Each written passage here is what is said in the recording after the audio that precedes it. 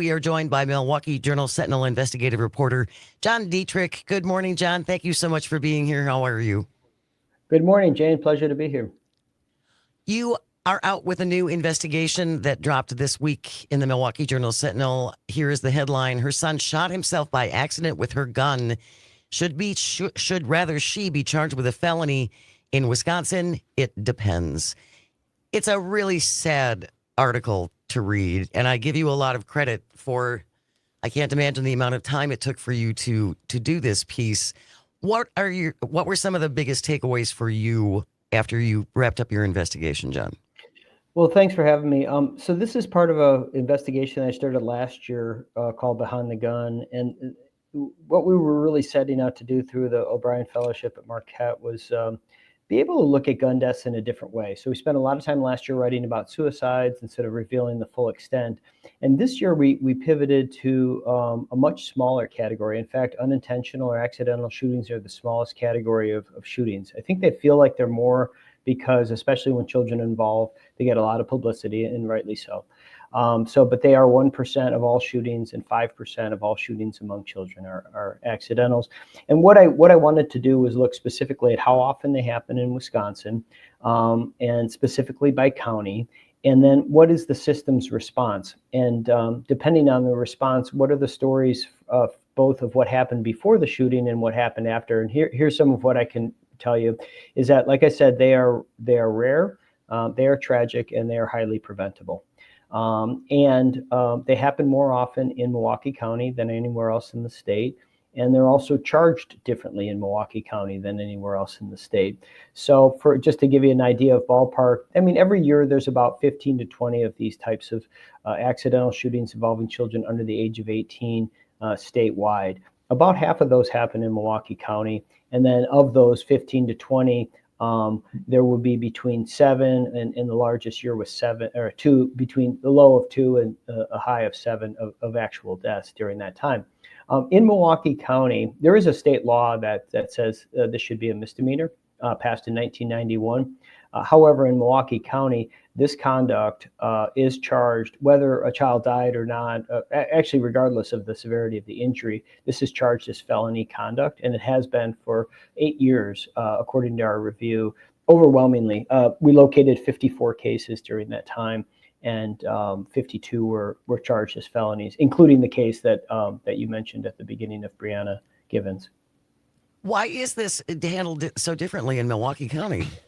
Well, I spoke at length to the deputy district attorney in charge of this unit, Matthew Torbenson, and his argument is sort of tiered. And he's been in the office for 20 years handling cases involving children, child neglect, and so forth.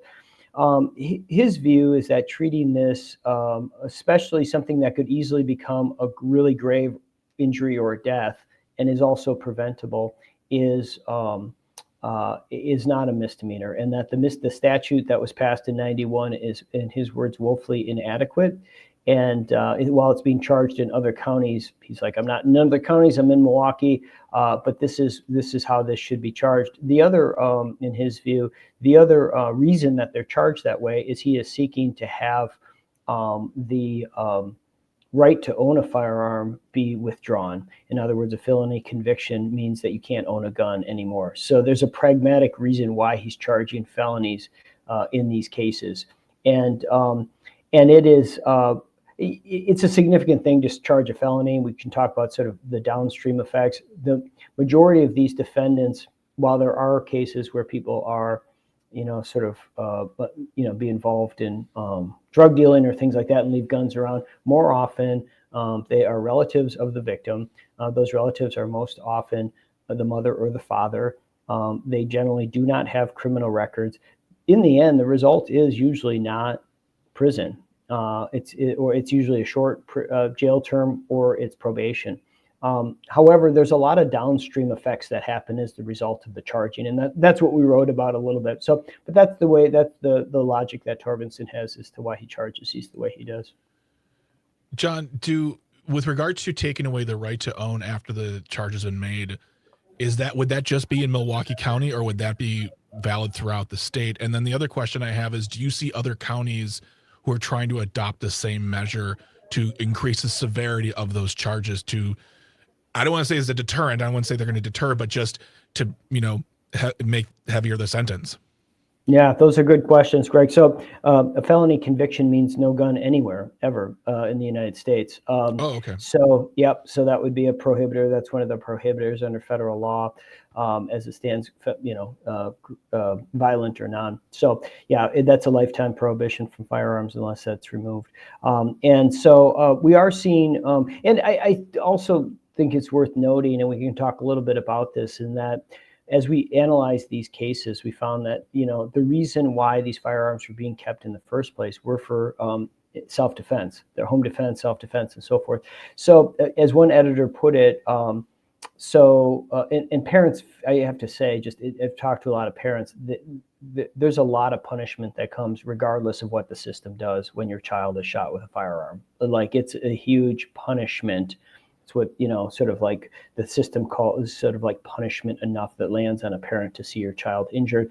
And, the thing that my editor, or one of the editors pointed out, is she said, well, is there basically that, there is the reason why the person bought the firearm is maybe still a valid reason even after the worst day of their life. In other words, they still feel unsafe, maybe because of a batterer in their background, because of the neighborhood that they live in, other circumstances, because risk is not evenly distributed, and fear is not evenly distributed, and some of that may be based in reality and not, but that's something to sort of think about why these guns are there, because they're all pretty much self-defense guns. But to your point about other counties, there are felonies that are charged outstate. I don't want to leave people with the impression that there's zero felonies, sort of they're all felonies in Milwaukee, zero. And we are seeing some movement. I don't know if movement's the right word. We've seen a couple cases outstate where I think Torbenson talking to prosecutors in other counties, specifically there's a case in Brown County right now that is charged as a felony. That's a death case.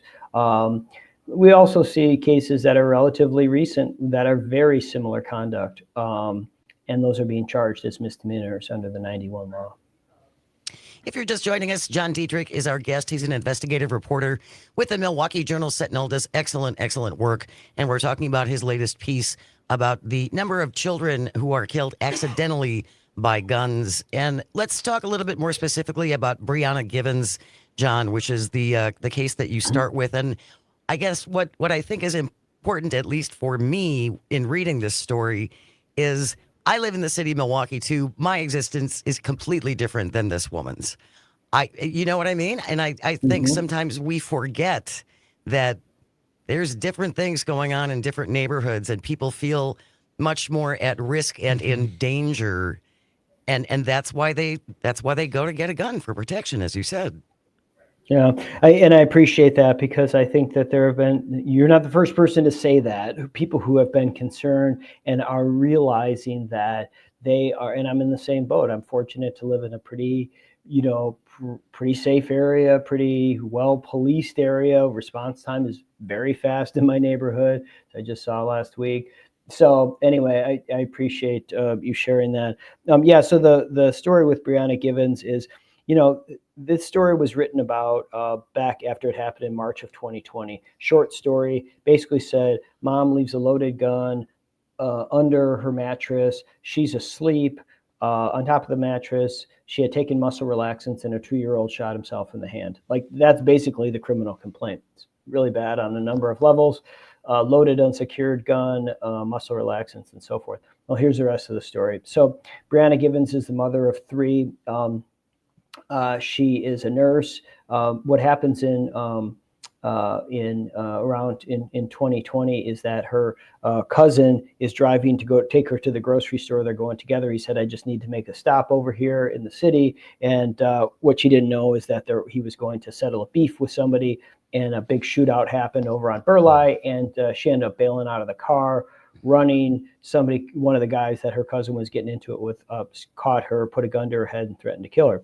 And so what happened was she identified the individuals to the police from social media and so forth, but the identification wasn't enough, and nobody was charged. So she went and bought a gun, and she had owned a gun earlier. I'm sorry to interrupt you, because she was afraid these people were going to come after her.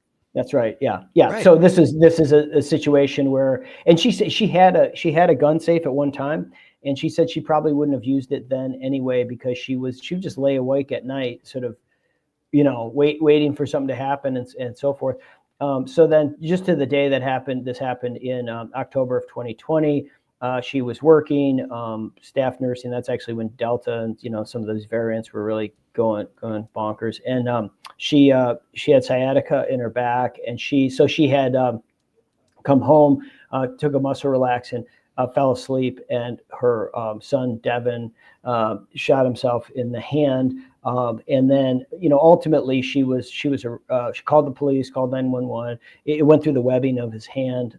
So, there's no unserious gunshot wound. And it was a non-fatal. In any case, the police came, they arrested her immediately. She spent 5 days in jail, wasn't told anything about her son's conduct, or her son's condition, I'm sorry.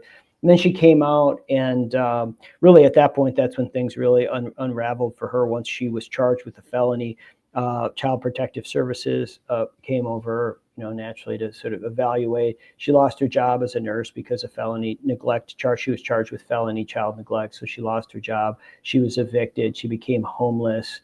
And then ultimately, she did end up settling for a neglect. It's a misdemeanor, but it still has neglect. So she had to withdraw from her nursing degree at MATC, and she was 2 years into that. And she finished. It was a probation sentence, but because of the conviction involving neglect, she can't get a job in healthcare or education. So she's waiting tables now to pay for things. And she just felt like there was, because she admits that what she did was terrible, that if she did buy a gun again, she would do this, she agreed with the parenting class that she took and the firearms class, all those things she agreed with. She just said, did I have to be put through, being charged with a felony now? And that felony just sits out there too. I mean, even though she pled down, prospective employers or landlords, can see that, online. And hers isn't the only case. This was the one that I highlighted, but I did hear this type of story a number of times talking to defendants. We're going to continue our conversation with John Diedrich, an investigative reporter with the Milwaukee Journal-Sentinel, and we will include a link to John's terrific article in the show notes. Stay with us. You are listening to Matenaer on Air. This is the Civic Media Radio Network. We'll be right back. Good morning and welcome back to Matenaer on Air. Jane Matenaer, Greg Bach, and Calvin B. on the board, coming to you from our studio here at Radio Park in Racine. You can always call or text.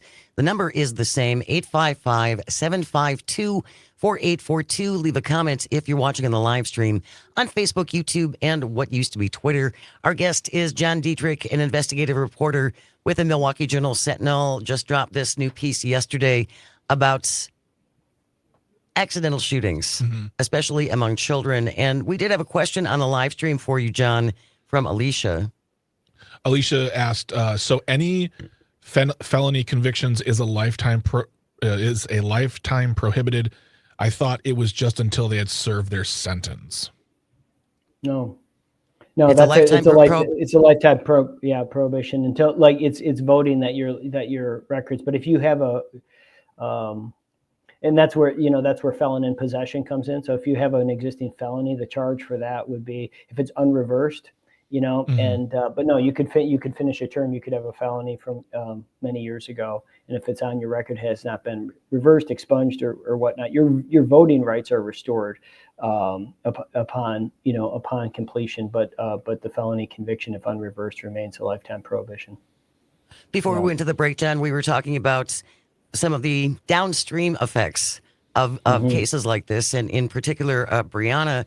And again, by her own admission, she was not necessarily very responsible in this instance. Her son was injured, but not killed.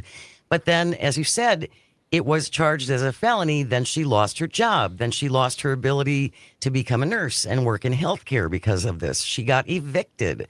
Now, and so the ramifications on that entire family, she's got 2 other children. It's just, it seems vastly unfair. Yeah, it's a really difficult situation when you see all the consequences that come downstream. And then what we really sought to do in this article is, and people have commented to me, they're like, I'm not sure how to feel after this. And that's kind of on purpose. Like, that was Greg Borowski, my editor, and I made a very clear effort to say, this is, I mean, to call it like complicated it is. It's complicated. And what we're looking at is, what does society do in these cases? What do parents do in these cases? What's the impact? Because, you know, when you sit and the piece starts off with sort of, you go into the scene of Brianna, and then you go to Matt Torbensen's office and you see what comes across his desk. As he says in the piece, you know, I've seen every autopsy photo. I've seen what these bullets do to children, and these are things that can be solved. This is not, you can keep a gun for self-defense, and it needs to be entirely inaccessible to children. Those are not mutually exclusive things. And so from his side of it, he's saying society has to do something. And from her side, she's like, did you have to do that? Like, this seems so blunt as to far as the tool. Can there be some discretion? And he would say, well, yeah, we get to that downstream when we get to sentencing, and it ends up being probation and so forth. But we're going to take these and make these, you know, very serious at the front end. And it really gets at the heart of whether these laws actually accomplish what they're set out to do, right? And these are really popular. They're increasingly passing. They're called child access protection laws or safe storage laws. And there's research that indicates, where that has supported for years, that this drives down or essentially changes people's habits, storage practices.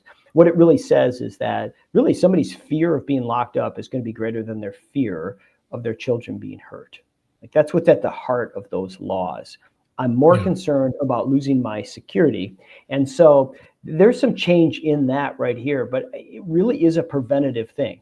There really is technology that allows us to change this. And I think that to me, if there's an encouraging part of it, is there's a way out of this. There really is a way out of this. And it's through education and through storage, that if somebody wants to have a firearm available, readily accessible, and also totally inaccessible to their children, biometric safes and other technology absolutely allow that to happen. It's a fixable problem. Yeah. Yeah. I mean, that's not new either. That's not new technology either. These practices, these products have been around for a very long time, and it's easier than ever to have a firearm and be safe at home. Well, but I guess what's got to be frustrating is, I mean, didn't Brianna, she took gun safety classes. She did. She actually went and took those things, which a lot of people, you don't have to do that. That's right. She did concealed carry. She did another class. And I think what's a recognition is, I talked to a gun. So there's a gun trainer that I interviewed. We did another piece about, he comes to people's homes and does a safety storage plan and safety plan in the home. The idea is that if he gets a firearm, it's a commitment. It's a commitment to an item that has great consequences if it is. It's not a benign object. It's not just laying there. It has a lot of potential, depending if it's not secured. And I think changing the conversation, because some of what comes around is like, let's just blanket everybody with cable locks, for instance. Well, you know, and they're like, what harm could that prove? Well, they're not really useful. They've got the little keys. They're cheap. You know, you get what you pay for, which is zero, and you can break them.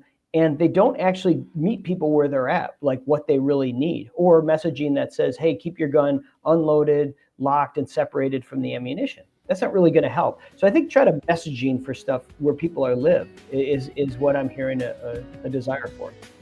It's a fantastic piece. We will include it in the show notes. Please take a look at it and give it a good read. John Diedrich, an investigative reporter with the Milwaukee Journal-Sentinel. Always appreciate your time, John. Thank you so very, very much. My pleasure. Thank you. News is coming up next. When we return, Dan Schaefer will be here from the recombobulation area. Stay with us. You're listening to Matenaer on Air, coming to you across the Civic Media Radio Network.